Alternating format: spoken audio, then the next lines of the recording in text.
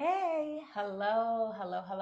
So, I've been having a lot of conversations lately about financial abuse and divorce, right? Or financial struggle. Okay, so I just wanted to get on here and briefly just talk about that for a minute. I know that I went through it. There's a lot of ladies out there who are going through the same thing as well. And this is what I tell them. When I was going through my divorce, my attorneys told me, listen, what you need to do is make sure you have all your finances in order as far as knowing what bills that you have going out, what income that you have coming in. So the finances that he has, the finances that you have, the income, the household finances, all of those things. Keep record of everything. And now, of course, if you've already separated, that might be a little harder, but if you're still in, excuse me, if you're still in the separation process and you're still able to have access to, income statements like pay stubs and things of that sort, or what his credit card expenses are, things like that, definitely get your hands on as much financial information as possible. All utilities. There's been some ladies that their husbands paid all of their bills, right? They didn't know who the electricity company was. They didn't know what credit cards they were paying, who the mortgage company was. All of those things really need to be addressed before you make the move of moving, right? Even before, ladies, and this may be a little too late, but before you actually say you want a divorce and before you guys separate, it's so important to get those finances in order, right? At least accumulate as much financial documentation as possible while you still can, because 9 times out of 10, even in the most amicable divorces, when it comes to finances, or even if there's something that comes up in court and it just doesn't sit right with him, finances are usually the thing that most men try to hurt you with the most, as far as trying to control, right?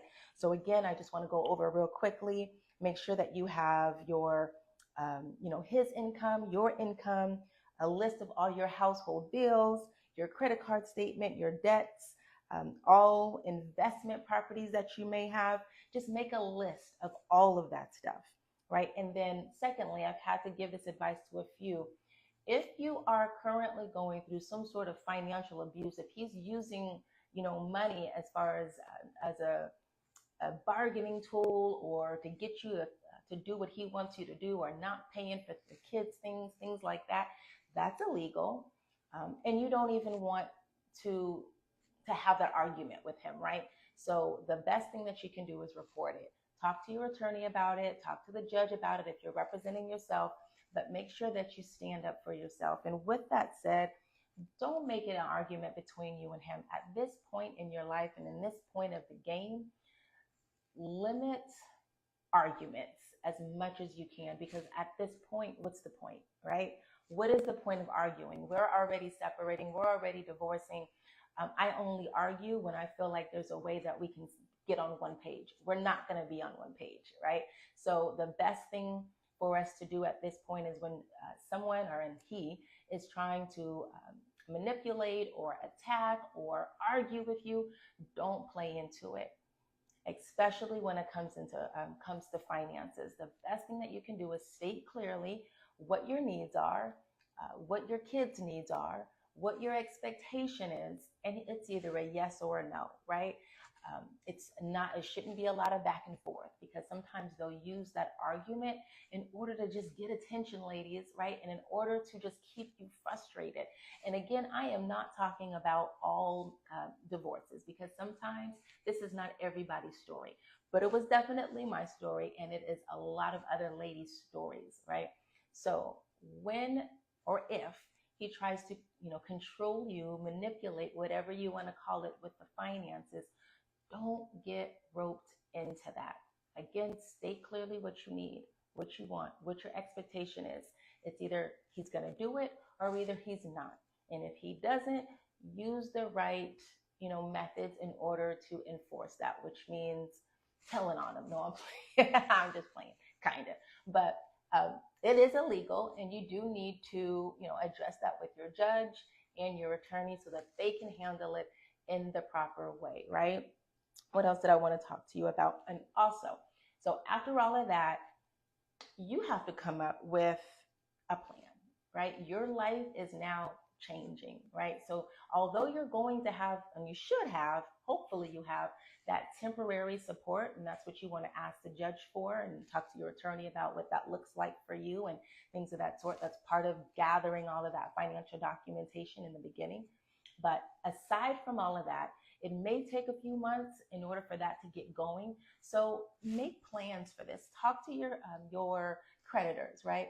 Let your utility companies know, like, hey, this is the situation I'm going through.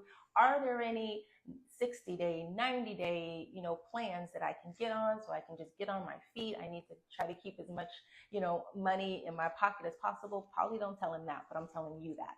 So you want to try to keep as much cash on hand as possible because you just don't know what tomorrow is going to look like, right? Sometimes, some people, this is not for everybody, but this is for a lot of people that I've been talking to this week.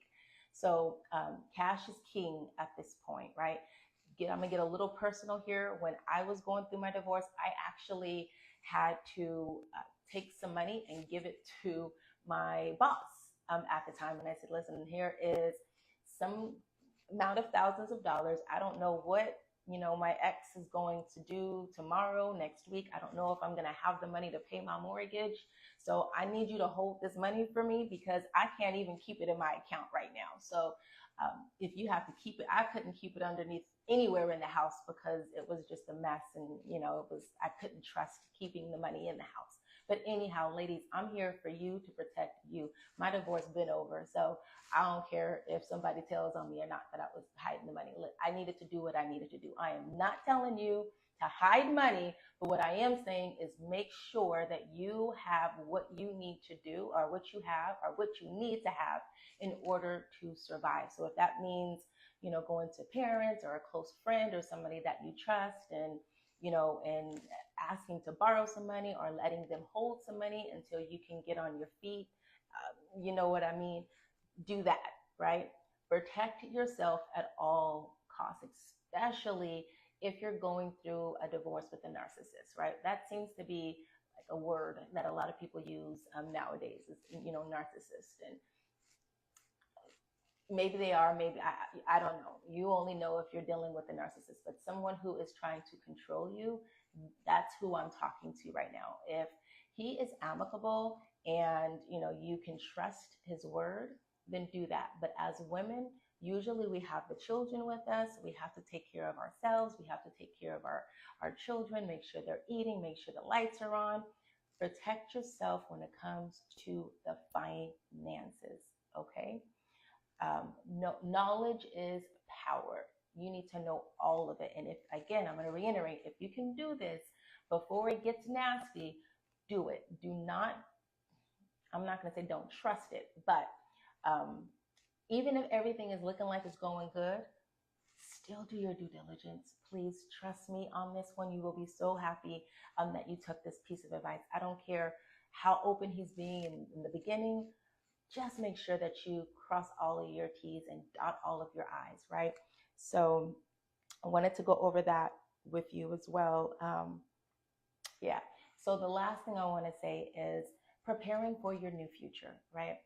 Your life is not going to look the same. It's going to take a while for, alimony or support or whatever, child support, whatever it is that you have going on to make way to you sometimes. And the best thing that you can do is start planning for what your life is going to look like after. You may be going from a two income household to a one household income. So what is your life going to look like next year? What do you want to stay in the same house? Are you going to, try to keep your car and drive the same vehicles? Do you want to keep your kids in private school? Think about those things and how much that's going to cost and how much you yourself need to start earning, right? Because the last thing we want to do is feel the pressure of how am I going to pay my bills? How am I going to live after the support is done?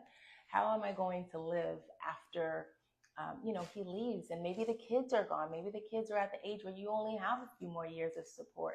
What's going to happen next? You have to start creating a plan for yourself. And nobody wants to be in the situation where they have to marry again, right? That's some horrible advice that I got before, which was, well, don't worry about it. You're a cute, woman or whatever. You can find another husband who can take care of you. Negative. Even if I can, which probably I can, right? But I don't want that to be my only option, right? I am a fully grown person and I should be able to care for myself. And anyways, I want to have those options to do what I please, right? And I don't want to have to rely on a relationship for my living. That's already entering into a relationship with, negative and bad intentions, and it's already off to a bad start, right? So the best thing you can do is keep your mindset right so that you can have time and the energy and the mental space to plan for your future, to dream a new dream, ladies. And it's not going to happen overnight, but it will definitely take longer if you are in an uproar, if you have chaos going on in your mind. You can't plan a peaceful future in a chaotic right now, okay? In a chaotic present. So I know it's a challenging time. I'm reading the DMs, I'm having the conversations. This is not a walk in the park. It's not. I understand that. I've been through it. I feel you, but it does get better with the right steps. And it doesn't have to take years. I was just reading a message from someone who said they've been divorced for 10 years and they're still struggling.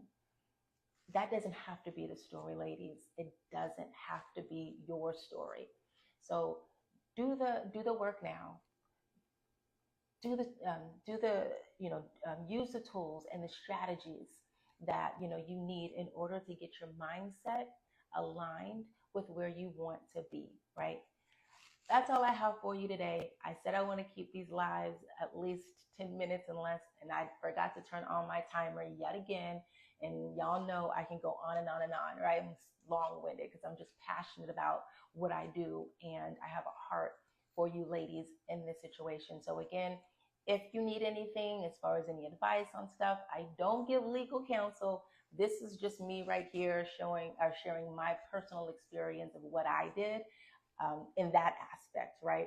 So anything outside of legal counsel and, just trying to figure out how to get by emotionally day to day, resources that will teach your mindset things and things of that sort in order to get you in a good position mentally and emotionally, I'm your girl.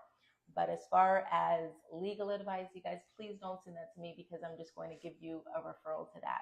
That's just not my expertise, and I would prefer someone else who has the expertise to counsel you on that so that you are going about things in the right way, okay? All right, I love you ladies. Take care. I will see you soon. Have a great night.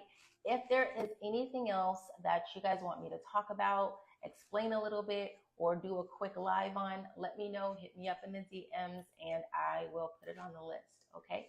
All right, see you later. Bye.